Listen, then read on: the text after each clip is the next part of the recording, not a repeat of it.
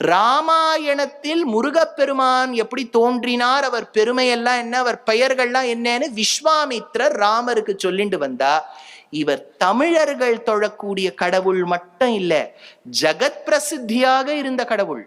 ஞாபகம் வச்சுங்கோ. இது பெரும்பாலும் நிறைய ஆலயங்கள் தமிழ்நாட்டுல இருக்கலாம், நான் இல்லைன்னு சொல்லல. நிறைய ஆலயங்கள் இன்னைக்கும் நீங்க கர்நாடகா போனீங்கன்னா குக்கி சுப்பிரமணியா, காட்டி சுப்பிரமணியான்னு க்ஷேத்திரங்கள் இருக்கு. ஹிமாச்சல் பிரதேஷ்ல முருகப்பெருமானுக்கு ஒரு கோவில் உண்டு.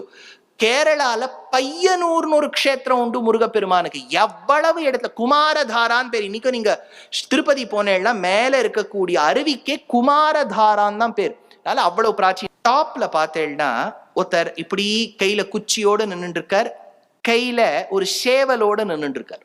தெரியுறதா?